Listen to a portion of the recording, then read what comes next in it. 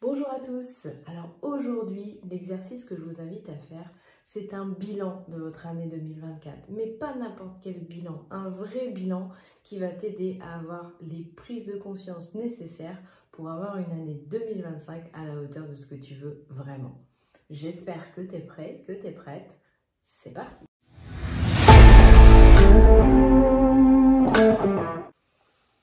Alors, clairement, cette année 2025, j'espère en tout cas qu'elle a été riche et j'en suis certaine qu'elle a été très riche pour toi. Maintenant, ce que je vais t'inviter à faire, c'est te concentrer vraiment sur un certain nombre de points, un certain nombre de domaines pour prendre conscience de là où tu as réellement mis ton énergie en 2024. Pourquoi? Parce que souvent, on pose des objectifs et c'est très bien, on pose des intentions en début d'année et c'est génial. Et puis très souvent, on ne se rend pas compte qu'au final, on ne met pas notre énergie forcément dans la direction de ce qu'on souhaiterait réellement améliorer, approfondir. Donc c'est ce qu'on va voir dans cette vidéo. Premièrement, je t'invite à regarder justement ton niveau d'implication par rapport aux différents domaines. Donc, clairement, sur cette chaîne, je m'adresse quand même principalement à des personnes qui sont entrepreneurs ou qui souhaitent devenir entrepreneurs.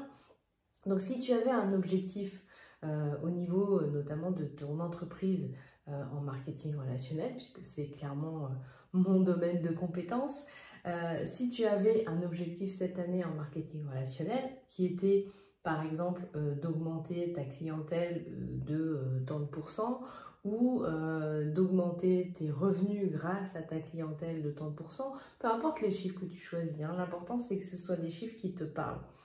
Et ou si clairement ton objectif c'était plutôt d'agrandir ton réseau d'entrepreneurs, d'avoir une équipe un petit peu plus grande et de regarder ton niveau d'implication par rapport à ça. Plus précisément, combien de temps par semaine tu as consacré à ce domaine. Et ça, c'est vraiment hyper important de prendre le temps de faire cet exercice. Je vous invite à vous aider peut-être d'un semainier. Tout simplement, hein, vous trouvez des semainiers sur Google très facilement, vous imprimez un semainier et dans le semainier, vous notez tous vos créneaux fixes, donc, parce que peut-être que vous faites cette activité en plus d'une activité salariée et c'est tout à fait ok. Hein, dans les démarrages d'entreprises en marketing relationnel, c'est souvent le cas, donc il n'y a aucun souci avec ça, mais du coup c'est important encore plus. Pas forcément encore plus d'ailleurs, c'est important pour tout le monde, de prendre conscience du temps qu'on consacre à notre activité et notamment dans ce temps consacré à notre activité, à quoi réellement on consacre. Parce qu'on peut aussi passer toute l'année à consacrer, je ne sais pas, 5 heures par semaine au marketing relationnel, mais 5 heures à juste écouter des formations. Et dans ces cas-là, c'est clair qu'il ne se passera absolument rien pour ton entreprise. Donc c'est hyper important de venir faire ce bilan, de regarder si tu voulais agrandir ton équipe, combien de temps tu as passé, alors d'une part à prendre conscience et à t'imprégner de ton plan marketing, c'est-à-dire de qu'est-ce que tu peux offrir aux gens grâce à ce métier, de combien de temps tu as passé à communiquer sur le métier, à partager sur le métier autour de toi, à créer des nouvelles relations. Tout ça, c'est vraiment hyper important pour prendre encore une fois juste conscience. L'idée quand on fait un bilan, c'est pas de s'auto-flageller, c'est pas de se dire mince, j'ai pas fait ça, je suis nulle, etc.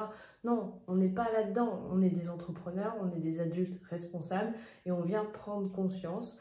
Notamment grâce aux chiffres aussi, hein, bien sûr, de s'aider de ces chiffres, c'est hyper important de les regarder objectivement, consciemment et de se dire, ok, mes chiffres, qu'est-ce qu'ils me communiquent là aujourd'hui? Ils me communiquent que, ah ouais, la clientèle, finalement, j'ai laissé un peu tomber, j'ai pas fait de suivi client, j'ai pas cherché à créer une nouvelle relation vraiment, je me suis un petit peu reposée sur mes lauriers, par exemple. Les parrainages, l'agrandissement de mon équipe, ouais, j'ai peut-être laissé ça un peu trop au hasard, je m'y suis pas impliquée intentionnellement. Et ça, c'est voilà, regarder votre niveau d'implication par rapport aux objectifs que vous vous étiez fixés en 2024. L'autre chose évidemment à regarder sur son semainier, et ça c'est vrai pour tous les objectifs que l'on peut se fixer, c'est votre niveau de kiffance. J'aime bien cette référence. Le niveau de kiffance, c'est justement combien de jours dans ma semaine je fais et combien de fois par jour je fais des choses qui me font vraiment du bien, qui me font kiffer, que j'aime dans le métier que j'ai choisi. Si on choisit de devenir entrepreneur en marketing relationnel, c'est pas pour dupliquer ce qu'on a pu vivre pour certaines personnes dans le salariat où on était obligé de faire certaines choses qui ne nous plaisaient pas, alors que là, bien sûr qu'il y a certaines tâches, entre guillemets, indispensables, hein, comme la comptabilité, etc. Voilà, des tâches qui ne sont pas toujours très fun. Mais il y a aussi, grâce à ce métier, tout un panel d'actions que l'on peut faire parce qu'on a plaisir à le faire, parce qu'on est passionné, parce qu'on a envie de transmettre. Et ça, c'est hyper important de prendre conscience des actions qu'on a faites qui nous ont procuré cette joie, qui nous ont vraiment procuré du kiff. Donc, évaluez votre niveau de kiffance dans chaque journée pour évaluer là aussi, est-ce que vous avez finalement réussi à trouver ce que moi j'appelle la zone de génie, la zone dans laquelle on se sent bien, les choses que vous pouvez faire pendant des heures sans voir le temps passer, des choses qui vous nourrissent. Et ça, c'est vraiment hyper important quand on est entrepreneur, parce que plus on va réussir à être nourri par ces parties-là du métier, plus je dirais les parties qui sont peut-être un peu moins fun, comme justement, oui, la comptabilité, c'est obligé, hein, on est entrepreneur, donc maintenant, c'est pas une comptabilité qui est très lourde, il faut aussi être tout à fait honnête. On est extrêmement aidé là-dessus. Mais voilà, il y a des petites choses, peut-être que voilà, gérer les mails, c'est pas le truc qu'on préfère non plus tous les jours, mais faut bien se dire que quand on est entrepreneur en marketing relationnel, c'est pareil, la gestion des mails, ça n'a quand même rien à voir avec la gestion des mails qu'on peut avoir dans certaines entreprises. Enfin, pour être passé à des postes de cadre précédemment dans des grandes entreprises, voilà, les mails, c'était clairement l'horreur, hein. Vous partez 15 jours en vacances, vous revenez, vous avez 300 mails, c'est juste une catastrophe. Bon, quand on est indépendant et à son compte, la gestion, elle est quand même beaucoup plus légère. Donc, voilà, c'est vraiment un critère très important dans votre bilan, le niveau de kiffance.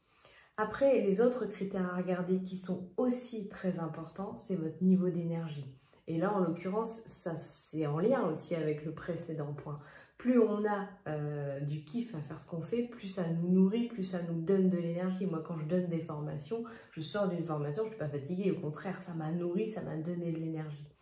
Mais de regarder comment aujourd'hui, en tant qu'entrepreneur, que tu le fasses à temps partiel, en plus d'un emploi salarié, ou que tu le fasses à temps plein, quel est ton niveau d'énergie? Est-ce que en 2024, ton niveau d'énergie de manière journalière était globalement bon? Bien sûr qu'il y a forcément des jours où ça va un peu moins que d'autres, il y a des jours où on est un peu moins motivé. C'est normal, ça aussi, ça fait partie des fluctuations de la vie.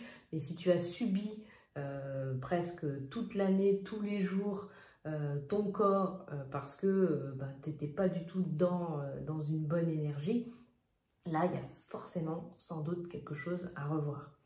De même que de faire le bilan aussi relationnel. Est-ce que tu as réussi à étendre ton réseau relationnel? Quelles sont les nouvelles personnes qui ont intégré ton réseau relationnel? Est-ce que tu as réussi à garder le lien avec certaines personnes? Est-ce que c'était facile? Est-ce qu'il y a aussi peut-être des personnes qui sont sorties de ton réseau relationnel? Voilà, tout ça, ça fait partie de la vie, ça fait partie du jeu, mais c'est important de faire ce bilan et de voir aussi comment toi, tu te sens vis-à-vis des autres. Est-ce que tu as encore des peurs, notamment la peur du jugement, du regard des autres? Voilà, comment tu te sens, toi, au niveau relationnel? Ça aussi, voilà, c'est important. Moi, je prends toujours un peu plus conscience à quel point j'ai besoin à la fois d'être en contact avec les autres, de transmettre, de partager, et à la fois j'ai besoin de beaucoup de moments aussi seuls dans ma coquille. Ces moments de recul, ils sont vraiment très très importants pour moi. Et puis d'évaluer bien entendu le bien-être financier de ton entreprise. Je le disais tout à l'heure, regarder les chiffres sans se juger, mais de manière objective, consciente, combien j'ai gagné cette année, où j'ai investi l'argent que j'ai gagné, parce que voilà, selon nos objectifs et selon les revenus que nous avons, on fait des choix. On fait des choix de réinvestir, par exemple, dans certaines formations, réinvestir dans des événements, parce que c'est important aussi. On a une entreprise, et comme toute entreprise, elle a entre guillemets des frais de fonctionnement. Donc, où j'en suis dans mes frais de fonctionnement, où j'en suis aussi, alors là je m'adresse vraiment à ceux qui sont dans l'entrepreneuriat avec l'entreprise, avec le marketing relationnel, pardon, c'est où j'en suis moi dans la consommation de la gamme. Est-ce que je vis la gamme? Est-ce que clairement elle a intégré mon quotidien ou pas? Et si c'est pas le cas, forcément il y a sans doute des choses à revoir, parce que les gens qui viennent à nous dans ce métier et qui s'adressent à nous, que ce soit pour les accompagner dans le métier ou pour les accompagner à se sentir mieux, ils ont besoin de notre expertise, ce qui est normal, et ils ont besoin aussi de ressentir que le produit, on le vit, sinon on n'est clairement pas crédible. Et puis, une chose très très importante à regarder aussi et à faire le bilan, c'est le bilan de ton environnement. Est-ce que ton environnement aujourd'hui, qu'il soit relationnel, mais même matériel, physique, enfin voilà, tout ce qui t'entoure, que ça soit le lieu où tu travailles, les gens qui t'entourent, est-ce que cet environnement te soutient, t'aide à aller vers le haut ou pas? Et là, c'est pareil, ça ne veut pas dire qu'il faut se couper de certaines personnes parce qu'elles sont trop négatives, etc.